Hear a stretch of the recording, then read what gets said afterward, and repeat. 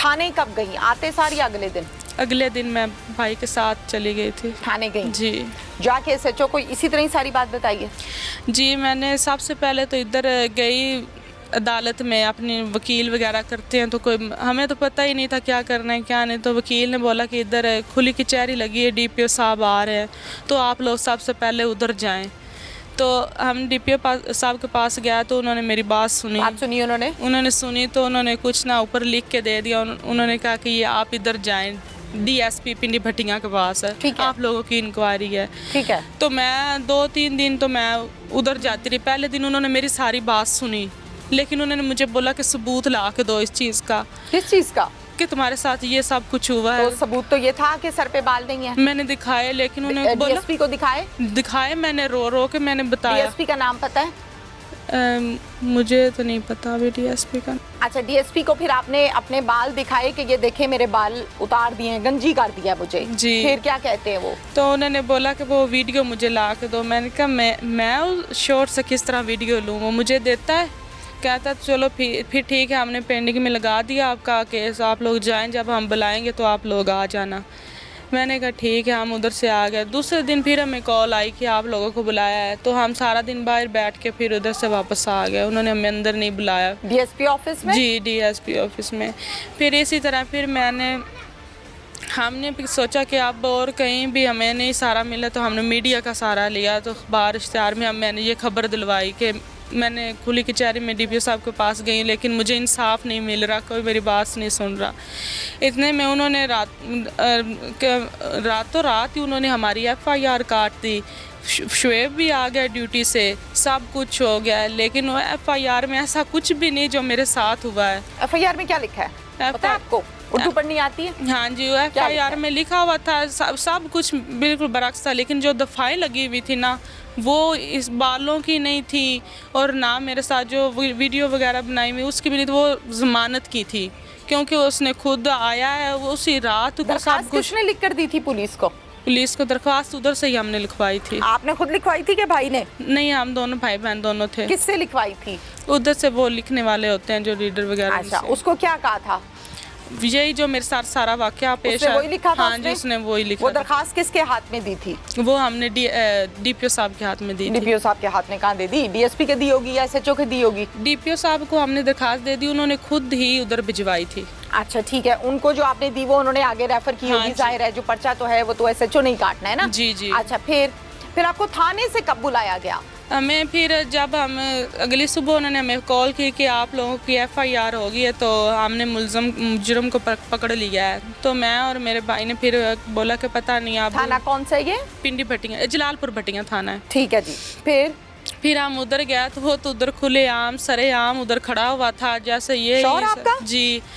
तो मैं जैसे ही जाती हूँ तो मैं देखती हूँ कि मैं कहा ये तो इसको तो उन्होंने पकड़ा हुआ ही नहीं है, ये तो मुझे लगता है अभी जैसे आया है, सरेआम घूम रहा है, लड़ाइयाँ कर रहा है, उधर से कोई आना है। हम हाँ जी, वो हमारे साथ कोई मतलब उसके गाँव वाले ही उधर आया हुआ था, तो वो ना इधर हमारी तरफ आया कि जो होना था इसने कर लिया है, दफ़ा करें आप लोग थाने में एफआईआर कर। वो तो उनकी बात हमसे कर रहा था मैं, और इधर से जाकर उधर उसने बात की कि आप लोगों ने अच्छा नहीं किया, लेकिन इस बात को इस यहाँ ख़त्म कर दो। तो उसने उसको मतलब गाली निकाली उस आदमी को, तो उसने उसको थप्पड़ लगाया, तो इधर से वो दोनों झगड़ना शुरू हो गए। लेकिन पुलिस ने उसको अंदर कर दिया। वो जो आदमी था तो जो मेरा शौहर है वो बाहर ही खड़ा रहा, उसे किसी ने पूछा ही नहीं। अच्छा। और फिर मैंने एसएचओ साहब को सारी रो के बात बताई कि मेरे साथ इतना जुल्म है, मुझे बताएं मैं कहाँ जाऊँ, ये तो कह रहा है मैं इधर नहीं था, तो मेरे साथ ये सब कुछ किसने किया। मैंने रो के बताया कि मेरे अंदर इतना दर्द था कि मुझसे बर्दाश्त ही ना। मेरे सामने दोनों बैठे हुए थे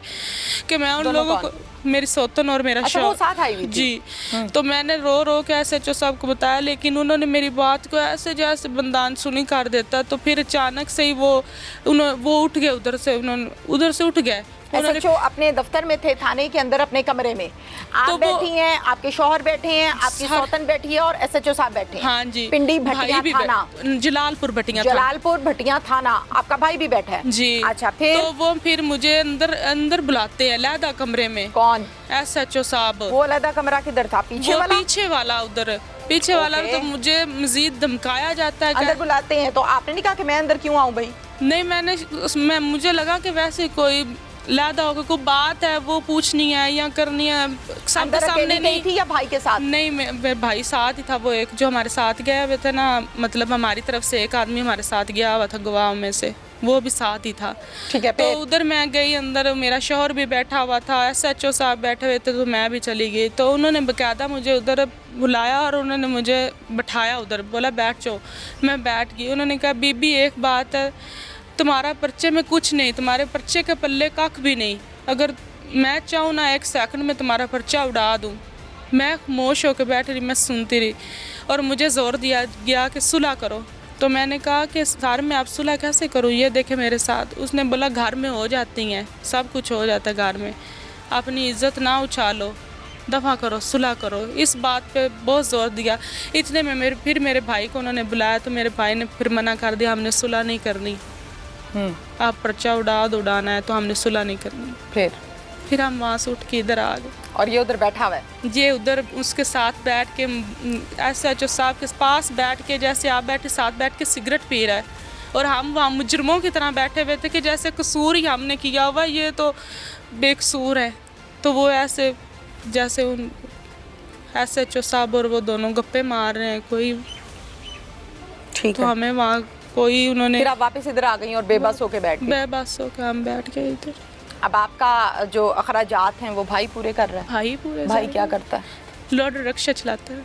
और आपके वो शौहर? भी उस दिन से बांध ही पड़ा हुआ है, कोई वो भी नहीं चलाता। क्यों? वो मेरे साथ सारा दिन गर्मी में जलील होता है, अब रोड रिक्शा तो नहीं ना फिर चला सकता। ये अगर शादी आपकी पसंद की शादी थी? नहीं, मेरे घर वालों की मर्जी से ही हुई थी शादी। अच्छा, और ये अपनी बरादरी में की है? नहीं, बरादरी है लेकिन हमारे रिश्तेदार नहीं है। रिश्तेदार नहीं है। ठीक है।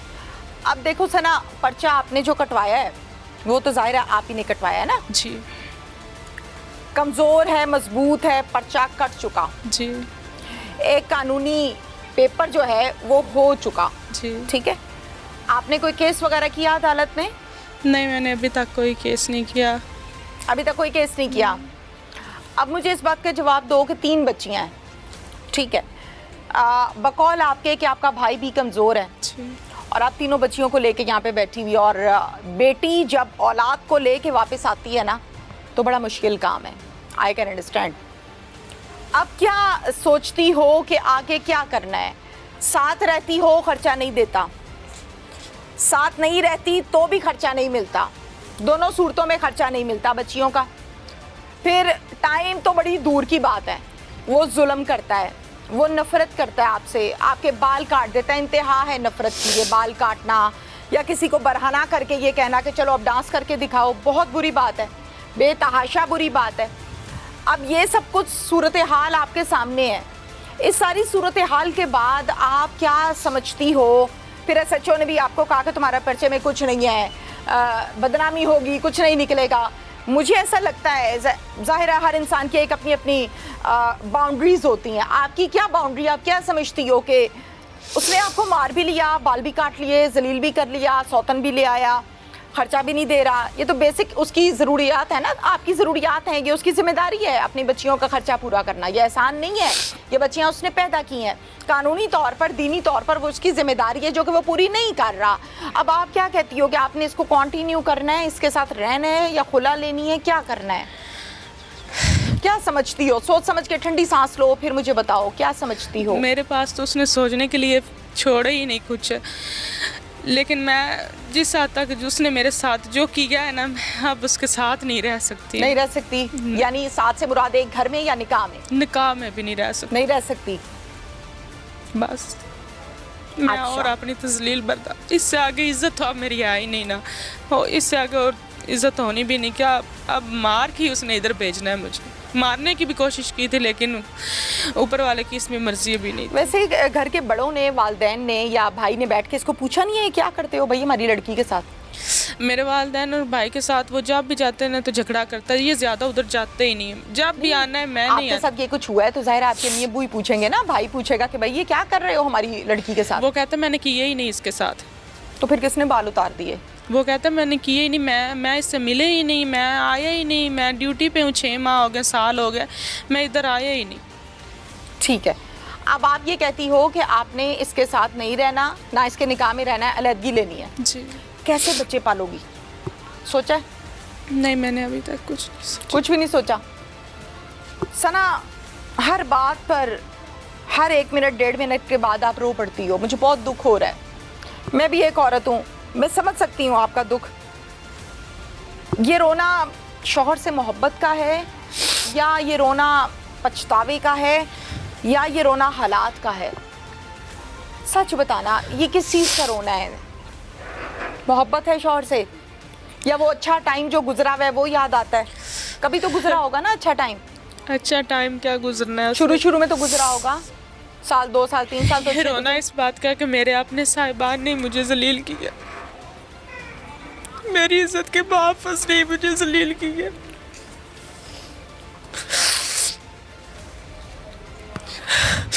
मुहाफिज ने जलील कर दिया।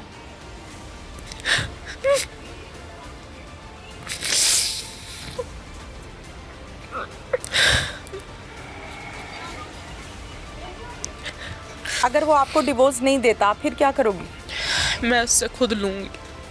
खुद लोगी? मजबूत हो? मजबूत।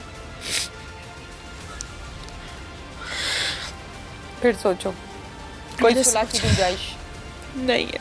नहीं है? हुकूमत से क्या मुतालिबा करोगी? मेरे वज़ीर आला पंजाब मरीम नवाज से यही अपील है कि वो मुझे इंसाफ दिलाए, ताकि कल कोई और औरत मेरी जगह बैठ के इस तरह रो ना रही हो। प्लीज़ मुझे इंसाफ दिलाए मरीम नवाज।